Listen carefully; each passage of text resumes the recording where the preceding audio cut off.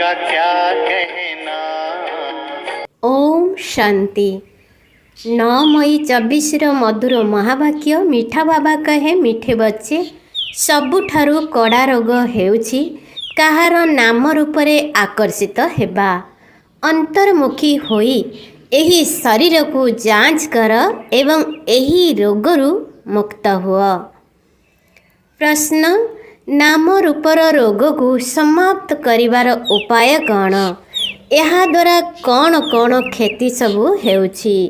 ଉତ୍ତର, ନାମ ରୂପର ରୋଗକୁ ସମାପ୍ତ କରିବା ପାଇଁ ଏକମାତ୍ର ବାବାଙ୍କ ସହିତ ସଚ୍ଚା ସଚ୍ଚା ସ୍ନେହ ରଖ। ଯଦି ଯୋଗ କରିବା ସମୟରେ ବୁଦ୍ଧି ଚଞ୍ଚଳ ହେଉଛି, କୌଣସି ଦେହଧାରୀ ଆଡ଼କୁ ବୁଦ୍ଧି ଯାଉଛି, ତେବେ ବାବାଙ୍କୁ ସତ ସତ ଶୁଣାଇ ଦିଅ। ସତ କହିଦେଲେ ବାବା କ୍ଷମା କରିଦେବେ। ଡାକ୍ତରଙ୍କୁ ରୋଗ ଲୁଚାଅ ନାହିଁ। ବାବାଙ୍କୁ ଶୁଣାଇବା ଦ୍ୱାରା ତୁମେ ସତର୍କ ହୋଇଯିବ। ବୁଦ୍ଧି ଯଦି କାହାର ନାମ ରୂପରେ ଯୋଡ଼ି ହୋଇଯିବ, ତେବେ ବାବାଙ୍କ ସହିତ ବୁଦ୍ଧି ଲାଗିବ ନାହିଁ। ସେମାନେ ସେବା ବଦଳରେ ଅପସେବା କରିବେ, ବାବାଙ୍କର ନିନ୍ଦା କରାଇବେ। ଏହିପରି ନିନ୍ଦୁକମାନେ ବହୁତ କଠିନ ଦଣ୍ଡର ଭାଗୀଦାରୀ ହୋଇଯାଆନ୍ତି। ଓମ୍ ଶାନ୍ତି। ଏବେ ତୁମେମାନେ ଜାଣୁଛ ଯେ ସମସ୍ତଙ୍କୁ ବାବାଙ୍କ ଠାରୁ ସ୍ୱର୍ଗର ସମ୍ପତ୍ତି ମିଳିବାକୁ ଯାଉଛି। ଲୌକିକରେ ମଧ୍ୟ ଭାଇକୁ ଭାଇଠାରୁ କେବେ ବି ସମ୍ପତ୍ତି ମିଳିନଥାଏ। ଏଠାରେ ମଧ୍ୟ ଭାଇ ବା ଭଉଣୀ ଯିଏ ବି ଅଛନ୍ତି, ସେମାନଙ୍କୁ ପ୍ରତ୍ୟେକଙ୍କର ଅବସ୍ଥା ସମ୍ବନ୍ଧରେ କିଛି ବି ଜଣା ନାହିଁ। ଏସବୁର ସମାଚାର ବାବାଙ୍କ ନିକଟକୁ ଆସୁଛି। ଏହା ହେଉଛି ପ୍ରାକ୍ଟିକାଲ କଥା, ଅର୍ଥାତ୍ ପ୍ରତ୍ୟକ୍ଷ କଥା। ତୁମେ ସମସ୍ତେ ନିଜକୁ ଦେଖିବା ଦରକାର ଯେ ମୁଁ ବାବାଙ୍କୁ କେତେ ସମୟ ମନେ ପକାଉଛି। କୌଣସି ବି ଦେହଧାରୀର ନାମ ରୂପରେ ବନ୍ଧନରେ କେତେ ବାନ୍ଧି ହୋଇ ରହିଛି। ମୋ ଆତ୍ମାର ବୃତ୍ତି କେଉଁ ଆଡ଼କୁ ଯାଉଛି? ଆତ୍ମା ନିଜେ ଜାଣିଛି ଯେ ମୋତେ ନିଜକୁ କେବଳ ଆତ୍ମା ହିଁ ମନେ କରିବାକୁ ହେବ। ମୋର ବୃତ୍ତି ଏକମାତ୍ର ଶିବ ବାବାଙ୍କ ଆଡ଼କୁ ଯାଉଛି ନା ଅନ୍ୟ କୌଣସି ଦେହଧାରୀଙ୍କର ନାମ ଓ ରୂପ ଆଡ଼କୁ ଯାଉଛି? ଯେତେ ଦୂର ସମ୍ଭବ ନିଜକୁ ଆତ୍ମା ମନେକରି ଏକମାତ୍ର ବାବାଙ୍କୁ ମନେ ପକାଇବାକୁ ହେବ। ଆଉ ସବୁ ଭୁଲିଯିବାକୁ ହେବ। ନିଜର ହୃଦୟକୁ ପଚାର ଯେ ମୋ ମନ ବାବାଙ୍କ ବ୍ୟତୀତ ଅନ୍ୟ ଆଉ କୁଆଡ଼କୁ ଯାଉ ନାହିଁ ତ? କୌଣସି ବ୍ୟବସାୟୀ ଇତ୍ୟାଦି ଆଡ଼କୁ କିମ୍ବା ଗୃହସ୍ଥ ଆଡ଼କୁ, ମିତ୍ର ସମ୍ବନ୍ଧୀ ଆଡ଼କୁ ବୁଦ୍ଧି ଚାଲି ଯାଉନାହିଁ ତ? ଅନ୍ତର୍ମୁଖୀ ହୋଇ ନିଜର ଯାଞ୍ଚ କରିବାକୁ ହେବ। ଯେତେବେଳେ ଏଠାରେ ଆସି ବସୁଛ, ସେତେବେଳେ ନିଜର ଯାଞ୍ଚ କରିବା ଦରକାର। ଏଠାରେ କେହି ନା କେହି ସମ୍ମୁଖରେ ଯୋଗରେ ବସୁଛନ୍ତି, ତେବେ ସେମାନେ ମଧ୍ୟ ଶିବ ବାବାଙ୍କର ସ୍ମୃତିରେ ହିଁ ବସୁଥିବେ। ଏପରି ନୁହେଁ ଯେ ନିଜ ସନ୍ତାନମାନଙ୍କୁ ମନେ ପକାଉଥିବେ। ଯୋଗ ତ ଶିବ ବାବାଙ୍କ ସହିତ ହିଁ ଲଗାଇବାକୁ ହେବ। ଏଠାରେ ତୁମେମାନେ ଶିବ ବାବାଙ୍କୁ ହିଁ ମନେ ପକାଇବା ପାଇଁ ବସିଛ। ତେବେ କେହି ଆଖି ଖୋଲା କରି ବସନ୍ତୁ ଅଥବା ଆଖି ବନ୍ଦ କରି ବସନ୍ତୁ, ଏସବୁ ତ ବୁଦ୍ଧିର କଥା। ନିଜର ହୃଦୟକୁ ପଚାରିବାକୁ ହେବ, ବାବା କ'ଣ ବୁଝାଉଛନ୍ତି? ଆମକୁ ତ ଏକମାତ୍ର ବାବାଙ୍କୁ ହିଁ ମନେ ପକାଇବାକୁ ହେବ। ଏଠାରେ ଯେଉଁମାନେ ବସିଛନ୍ତି, ସେମାନେ ତ ଏକମାତ୍ର ବାବାଙ୍କ ସ୍ମୃତିରେ ହିଁ ରହିଥିବେ। ତୁମକୁ ଦେଖିବେ ନାହିଁ, କାରଣ ସେମାନେ କାହା ଅବସ୍ଥା ସମ୍ବନ୍ଧରେ କିଛି ବି ଜାଣିନାହାନ୍ତି। ସମସ୍ତଙ୍କର ସମାଚାର ବାବାଙ୍କ ପାଖକୁ ଆସୁଛି। ସେ ଜାଣିଛନ୍ତି କେଉଁମାନେ ବହୁତ ଭଲ ସନ୍ତାନ, ଯାହାଙ୍କର ବୁଦ୍ଧି ସ୍ୱଚ୍ଛ, ସେମାନଙ୍କର ବୁଦ୍ଧି ଯୋଗ ଅନ୍ୟ କେଉଁ ଆଡ଼କୁ ଯାଉନାହିଁ।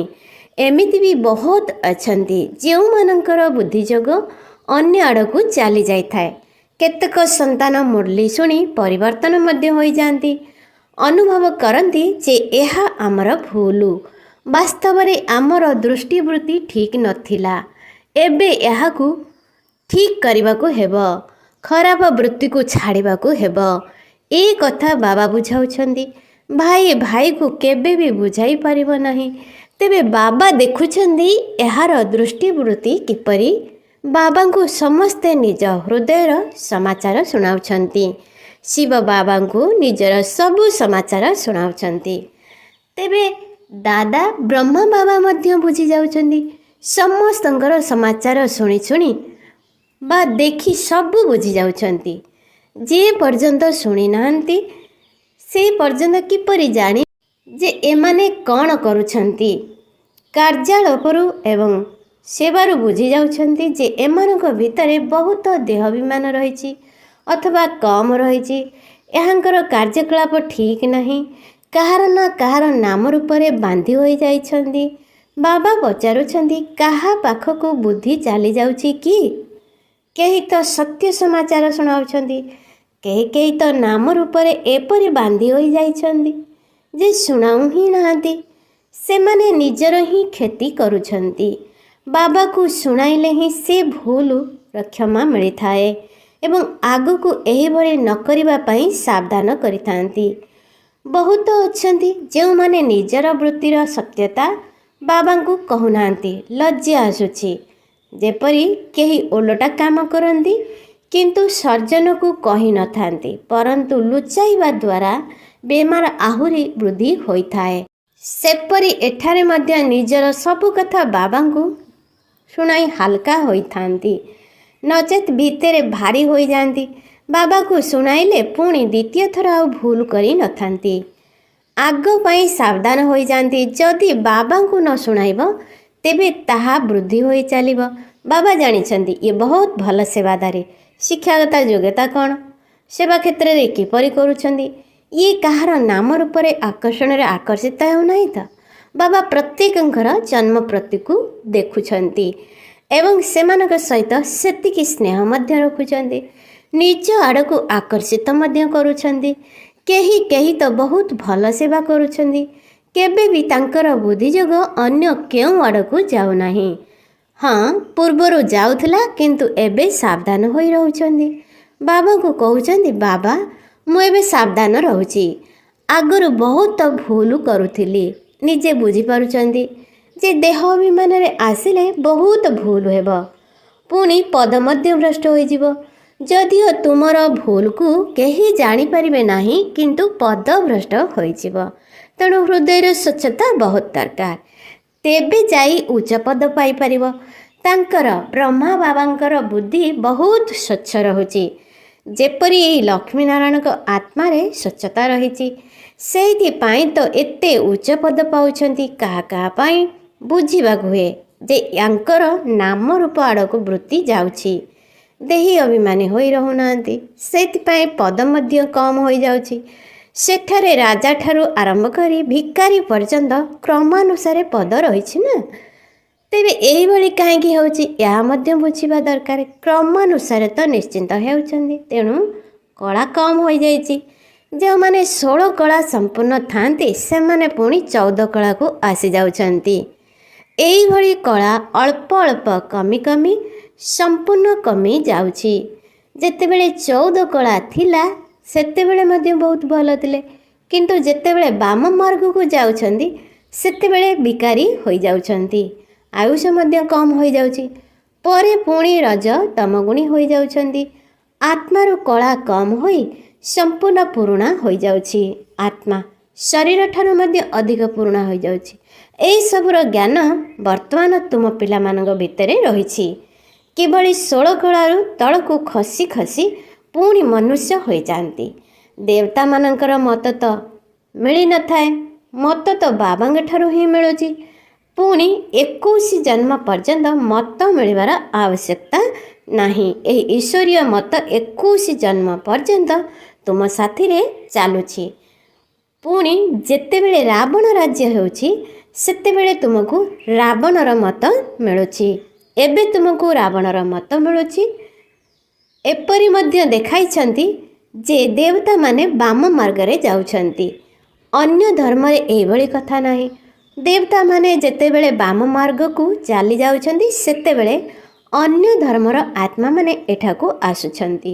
ବାବା ବୁଝାଉଛନ୍ତି, ପିଲାମାନେ ଏବେ ତୁମମାନଙ୍କୁ ଘରକୁ ଫେରିବାକୁ ହେବ।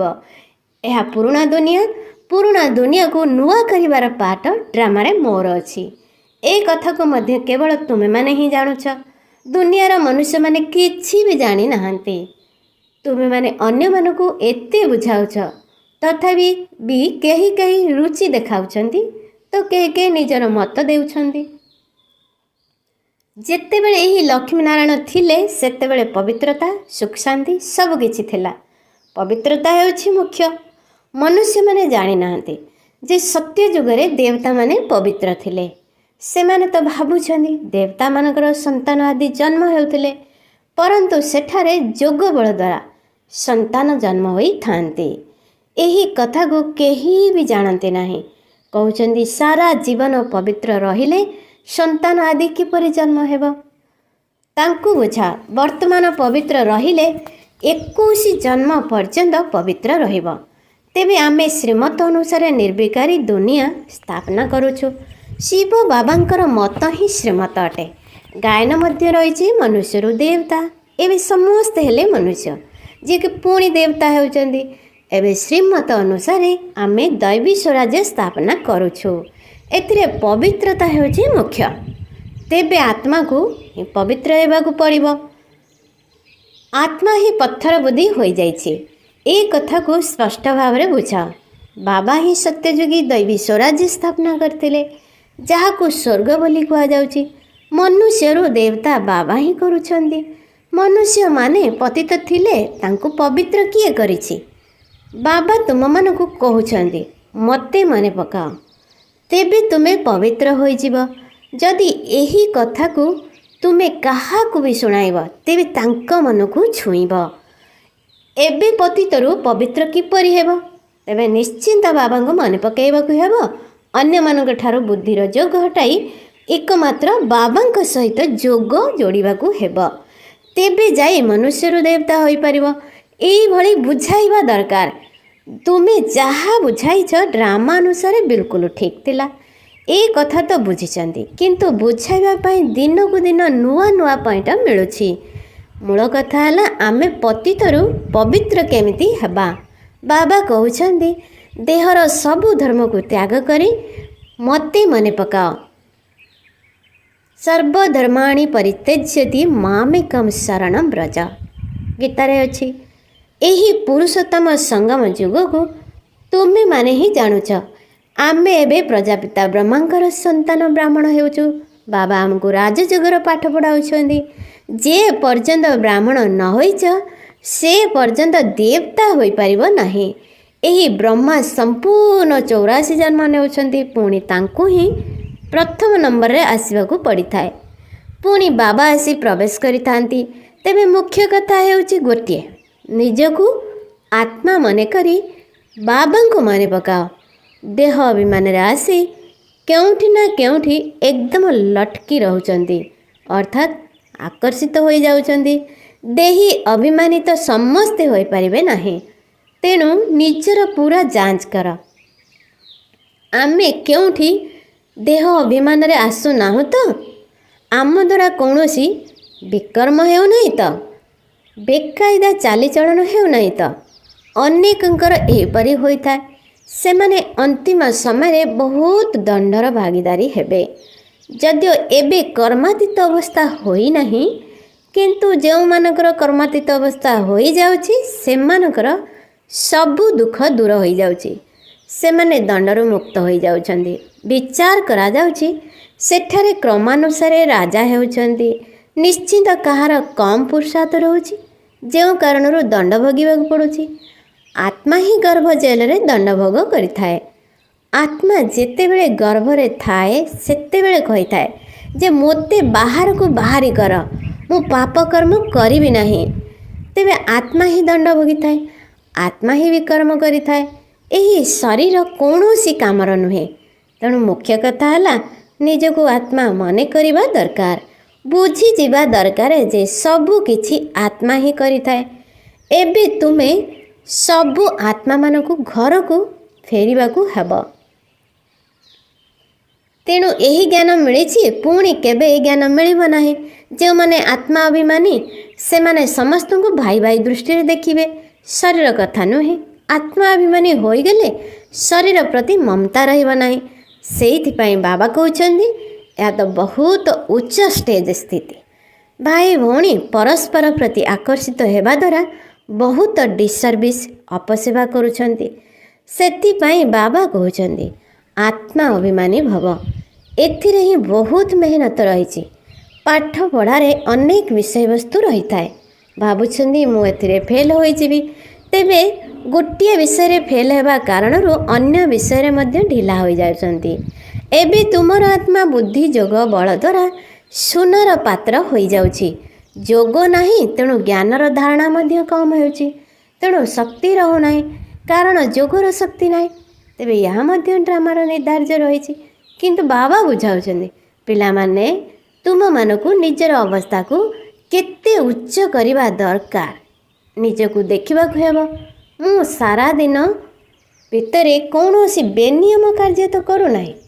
ଯଦି ଏହିଭଳି କୌଣସି ଅଭ୍ୟାସ ଅଛି, ତେବେ ତୁରନ୍ତ ଛାଡ଼ିଦେବା ଉଚିତ। ପରନ୍ତୁ ମାୟା ପୁଣି 2-3 ଦିନ ପରେ ଭୁଲ କରାଇ ଦେଉଛି। ଏହିଭଳି ସୂକ୍ଷ୍ମ ଭୁଲ ହେବାରେ ଲାଗିଛି। ଏହା ହେଉଛି ଗୁପ୍ତ ଜ୍ଞାନ। ମନୁଷ୍ୟମାନେ ଏକଥା ଜାଣିନାହାନ୍ତି। ତୁମେ କହୁଛ ଆମେ ନିଜ ଖର୍ଚ୍ଚରେ ନିଜ ପାଇଁ ସବୁକିଛି କରୁଛୁ, ଅନ୍ୟର ଖର୍ଚ୍ଚରେ କିପରି କରିବୁ? ସେଇଥିପାଇଁ ବାବା ସବୁବେଳେ କୁହନ୍ତି ମାଗିବା ଠାରୁ ମରିବା ଭଲ। କଥିତ ଅଛି, ସହଜରେ ମିଳିଗଲେ କ୍ଷୀର ସମାନ, ମାଗିକରି ନେଲେ ପାଣି ସମାନ। ଯଦି କାହାକୁ ମାଗୁଛ ସିଏ ଅନିଚ୍ଛା ସତ୍ତ୍ୱେ ଦେଉଛି, ତେବେ ତାହା ପାଣି ସମାନ। ଯଦି ବାଧ୍ୟ କରି କାହାଠାରୁ ନେଉଛ, ତେବେ ତାହା ରକ୍ତ ସମାନ। କେହି କେହି ବହୁତ ବାଧ୍ୟ ମଧ୍ୟ କରିଥାନ୍ତି। ସେଥିପାଇଁ କେହି କେହି କରଜ କରି ସେବାରେ ଲଗାଇଥାନ୍ତି, କିନ୍ତୁ ତାହା ରକ୍ତ ସମାନ ହୋଇଯାଇଥାଏ।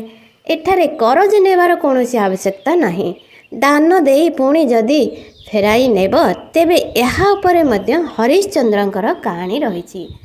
ତେଣୁ ଏହିଭଳି ମଧ୍ୟ କର ନାହିଁ। ଆୟରୁ କିଛି ଅଂଶ ନିଜ ପାଖରେ ରଖିଥାଅ, ଯାହାକି ତୁମର କାମରେ ଆସିବ।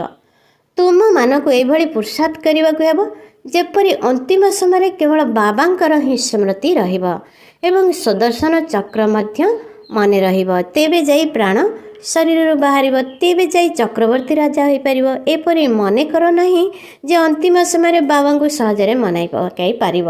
ସେ ସମୟରେ ଆପେ ଆପେ ଏହିଭଳି ଅବସ୍ଥା ହୋଇଯିବ। ନା, ବର୍ତ୍ତମାନ ଠାରୁ ପୁରୁଷାର୍ଥ କରିଲେ ହିଁ ସେହି ଅବସ୍ଥାକୁ ଅନ୍ତିମ ସମୟରେ ପ୍ରାପ୍ତ କରିପାରିବ। ଏପରି ନ ହେଉ ଅନ୍ତିମ ସମୟରେ ବୃତ୍ତି ଅନ୍ୟ କେଉଁ ଆଡ଼କୁ ଚାଲିଯାଉ। ବାବାଙ୍କୁ ମନେ ପକାଇଲେ ହିଁ ପାପ ଭସ୍ମ ହେବାକୁ ଲାଗିବ। ତୁମେମାନେ ଜାଣିଛ, ପବିତ୍ରତା ପାଇଁ ହିଁ ମେହନତ କରିବାକୁ ହେବ। ପାଠ ପଢ଼ାରେ ଏତେ ମେହନତ ନାହିଁ। ଏହା ଉପରେ ସନ୍ତାନମାନଙ୍କୁ ବହୁତ ଧ୍ୟାନ ଦେବା ଦରକାର। ତେବେ ବାବା କହୁଛନ୍ତି ପ୍ରତ୍ୟେକ ଦିନ ନିଜକୁ ପଚାର, ମୁଁ କୌଣସି ବେନିୟମ କାର୍ଯ୍ୟ କରୁନାହିଁ ତ?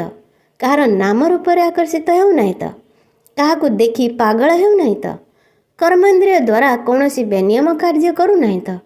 ପୁରୁଣା ଶରୀରରେ ବିଲକୁଲ ସ୍ନେହ ରଖିବା ଉଚିତ ନୁହେଁ। ତାହା ମଧ୍ୟ ଦେହାଭିମାନ ଅଟେ। ତେଣୁ ଅନାସକ୍ତ ହୋଇ ରହିବା ଉଚିତ। ପ୍ରକୃତ ସ୍ନେହ ଏକମାତ୍ର ବାବାଙ୍କ ସହିତ ରହିବା ଦରକାର। ବାକି ସମସ୍ତଙ୍କ ସହିତ ଅନାସକ୍ତ ସ୍ନେହ। ଯଦିଓ ତୁମର ସନ୍ତାନ ଇତ୍ୟାଦି ଅଛନ୍ତି, ପରନ୍ତୁ କାହା ପ୍ରତି ଆସକ୍ତି ନ ରହୁ। ତୁମେମାନେ ଜାଣିଛ, ଯାହା କିଛି ବି ଦେଖୁଛ ସବୁ ବିନାଶ ହେଇଯିବ। ତେଣୁ ସେଥିପ୍ରତି ସ୍ନେହ ରହିବା ଉଚିତ ନୁହେଁ। କେବଳ ଜଣଙ୍କ ସହିତ ପ୍ରକୃତ ସ୍ନେହ ରହିବା ଦରକାର। ବାକି ଅନ୍ୟମାନଙ୍କ ପ୍ରତି ନାମମାତ୍ର ସ୍ନେହ ଅର୍ଥାତ୍ ଅନାସକ୍ତ ଭାବ ରହିବା ଉଚିତ। ଆଚ୍ଛା, ମିଠେ ମିଠେ ଶିଖିଲ ଦେ ସନ୍ତାନମାନଙ୍କ ପ୍ରତି ମାତା ପିତା ବାପ ଦାଦାଙ୍କର ମଧୁର ସ୍ନେହଭରା ସ୍ମୃତି ଏବଂ ସୁପ୍ରଭାତ। ଆତ୍ମିକ ପିତାଙ୍କର ଆତ୍ମିକ ସନ୍ତାନମାନଙ୍କୁ ନମସ୍ତେ। ଆତ୍ମିକ ସନ୍ତାନମାନଙ୍କର ଆତ୍ମିକ ପିତାମାତାଙ୍କୁ ନମସ୍ତେ ନମସ୍ତେ ନମସ୍ତେ। ଧାରଣା ପାଇଁ ସାର 1. ନିଜର ବୃତ୍ତିକୁ ବହୁତ ଶୁଦ୍ଧ ପବିତ୍ର କରିବାକୁ ହେବ। କୌଣସି ବି ବେନିୟମ ଓଲଟା କାର୍ଯ୍ୟ କରିବା ଉଚିତ ନୁହେଁ। ବହୁତ ସାବଧାନ ରହିବାକୁ ହେବ। ବୁଦ୍ଧିକୁ କାହା ସହିତ ଲଗାଇବା ଉଚିତ ନୁହେଁ। 2 ନମ୍ବର, ଅନ୍ତରର ସଚ୍ଚା ସ୍ନେହ କେବଳ ବାବାଙ୍କ ସହିତ ହିଁ ରଖିବାକୁ ହେବ। ଅନ୍ୟ ସମସ୍ତଙ୍କ ସହିତ ଅନାସକ୍ତ ବା ନାମ ମାତ୍ର ସ୍ନେହ ରହିବା ଉଚିତ। ନିଜର ସ୍ଥିତିକୁ ଏପରି ଆତ୍ମାଭିମାନୀ କରିବାକୁ ହେବ, ଯାହାକି ନିଜର ଶରୀର ପ୍ରତି ମଧ୍ୟ ମୋହ ନଥିବ। ବରଦାନ, ସ୍ୱରାଜ୍ୟର ସଂସ୍କାର ଦ୍ୱାରା ଭବିଷ୍ୟତର ରାଜ୍ୟ ଅଧିକାରୀ ପ୍ରାପ୍ତ କରୁଥିବା ଭାଗ୍ୟବାନ ଆତ୍ମା ହୁଅ। ବହୁତ କାଳର ସ୍ୱରାଜ୍ୟ ଅଧିକାରୀ ହେବାର ସଂସ୍କାର ଭବିଷ୍ୟତରେ ମଧ୍ୟ ବହୁତ କାଳ ପର୍ଯ୍ୟନ୍ତ ରାଜ୍ୟ ଅଧିକାରୀ ହେବ। ଯଦି ବାରମ୍ବାର ମାୟାର ବା ସଂସ୍କାରର ବଶୀଭୂତ ହୋଇଯାଉଛ, ଅଧିକାରୀ ହେବାର ସଂସ୍କାର ନାହିଁ, ତେବେ ରାଜ୍ୟ ଅଧିକାରୀମାନଙ୍କର ରାଜ୍ୟରେ ରହିବ, ନିଜକୁ ରାଜ୍ୟ ଭାଗ୍ୟ ପ୍ରାପ୍ତ ହୋଇପାରିବ ନାହିଁ। ତେଣୁ ଜ୍ଞାନ ରୂପୀ ଦର୍ପଣରେ ନିଜର ଭାଗ୍ୟ ରୂପୀ ଚେହେରାକୁ ଦେଖ। ବହୁତ ସମୟର ଅଭ୍ୟାସ ଦ୍ୱାରା ନିଜର ବିଶେଷ ସହଯୋଗୀ କର୍ମଚାରୀ ବା ରାଜ୍ୟ କାରବାରର ସାଥୀମାନଙ୍କୁ ନିଜର ଅଧିକାରରେ ଚଲାଅ, ସେମାନଙ୍କର ରାଜା ହୁଅ, ତେବେ କୁହାଯିବ ସୌଭାଗ୍ୟଶାଳୀ ଆତ୍ମା। ସ୍ଲୋଗାନ: ସକାଶ ଦେବାର ସେବା କରିବା ପାଇଁ ବେହେଦର ବୈରାଗ ବୃତ୍ତିକୁ ଜାଗ୍ରତ କର। ओम शांति। हमने प्यार वो पाया जो दुनिया पा नहीं सकती। આજે મારા લીલો તેમ સમાન હું વૈરાગ્ય આત્મા અટે, મોનાસક્ત આત્મા અટે, હું સૌભાગ્યશાળી આત્મા અટે।